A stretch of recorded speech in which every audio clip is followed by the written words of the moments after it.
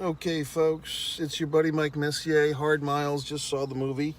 Matthew Modine, Sean Astin. Matthew Modine is pretty much the centerpiece. Should you go see it? Should you go not? I would give this a mild recommendation. I enjoy it. It's a sports movie. It's a, dare I say, a white savior movie. But hey, you know, it's, Dangerous Minds meets Breaking Away. If you ever saw that one. Breaking Away, classic film. Dennis Quaid and others, Daniel Stern. This one, a bunch of guys I don't know, but Matthew Modine plays this kind of teacher guy at a prison, and he teaches these, as they say in the film, hoods into the woods, bicycling adventure to the Grand Canyon. So go see it if you want a nice drama. Now let's get into the spoilers. So one thing I liked about this movie, I only started watching the Office TV show a few years ago, maybe 4 or 5 years ago during the pandemic. I know I missed the boat. I missed the whole 2005s. I would see the memes, I would see the GIFs, and I wouldn't know what the hell was going on. I would see John, the tall guy, pointing to things, and this is this and this is that, and I wouldn't quite get the jokes or the humor.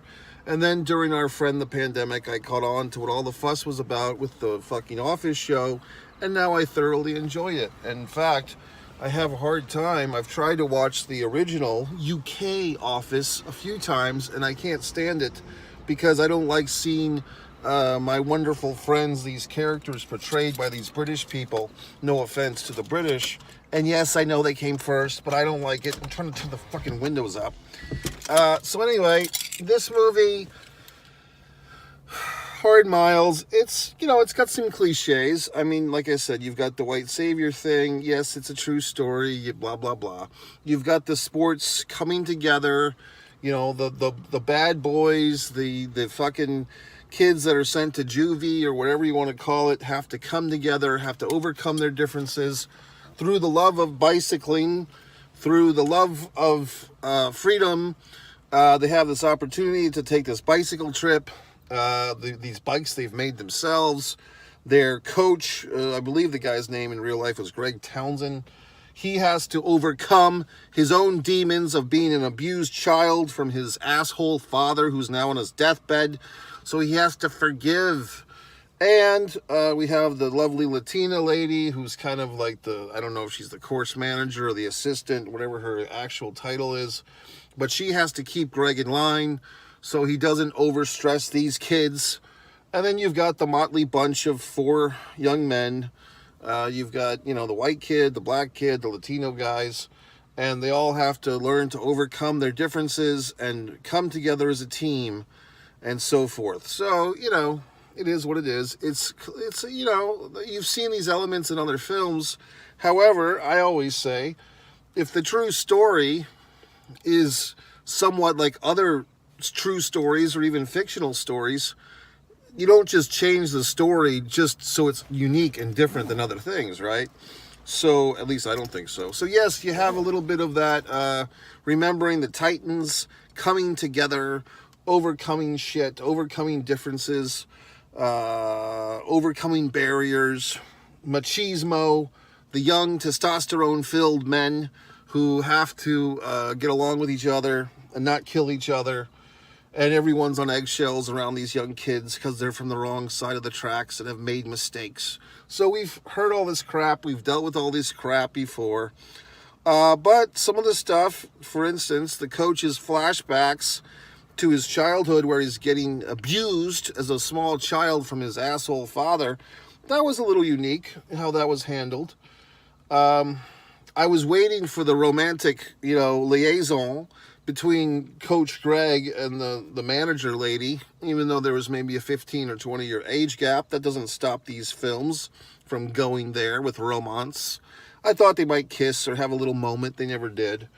That seems to be a new thing with these movies. Like, back in my day, if there was ever a chance for a romantic moment between like the male central character and whatever female character happened to be in the movie, the films always seem to squeeze the romance out of it.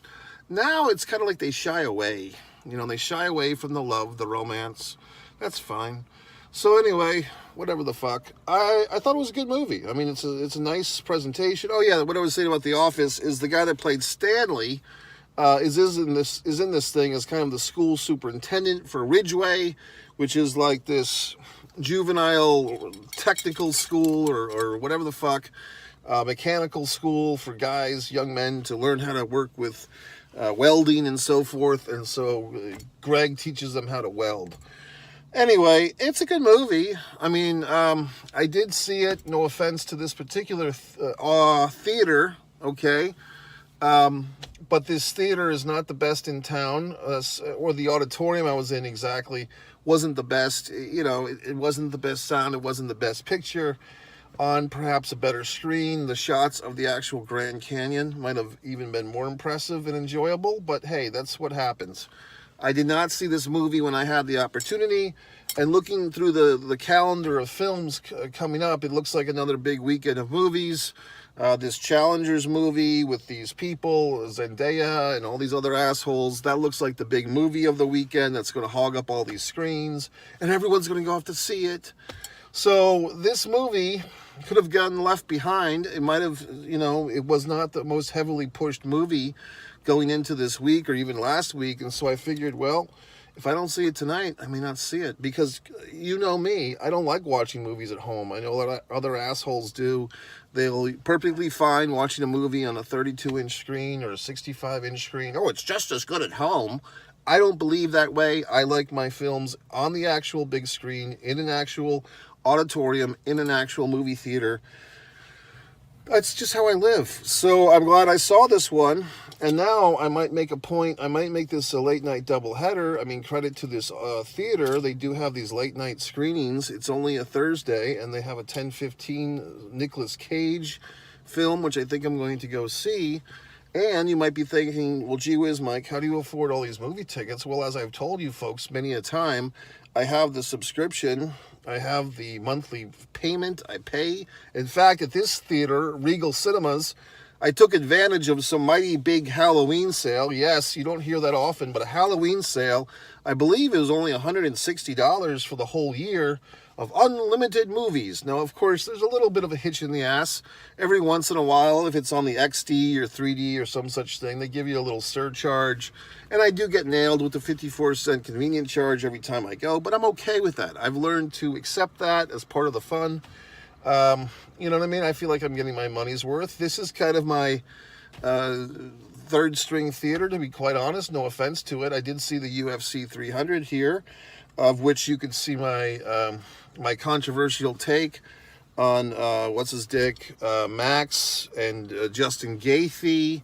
I had a very controversial take on that with the illegal eye pokes. I pointed out that no one else had the fucking balls to. Over on One Pro Wrestling and Sports Fan, much divisiveness in the comments section. People are very angry. Some people supporting me. Some people divisive. Over on this channel, Mike Messier, is where you have my life rants and my movie reviews. I believe tomorrow morning there'll be a very exciting and fascinating What's in the Temu Box number 3 video that will be released into this wide world of fun. Also, I saw Abigail, the horror film, which I did a nice review, and something else recently. So that's it, folks. So, oh yeah, Boy Kills World, I was not the biggest fan of, so whatever the fuck. I guess over on One Pro Wrestling and Sports Fan YouTube channel, there's been some demand for me to watch or review this Tony Khan situation. I guess I'll do such a thing. Me and my buddy there from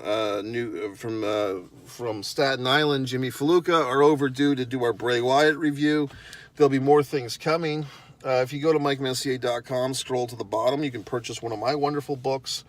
You can go to all my links on social media. Some people are saying, well, gee whiz, Mike, you're so critical of these films. Where's your films? Well, assholes, you go to One Man in a Camera Films YouTube channel. Watch Blood Sugar Sedase. Watch Disregard the Vampire Mike Messier documentary. You see all my wonderful films for free, okay? So I don't know what else I can do for you people. I do so goddamned much. That's it. So I give this one a nice 3.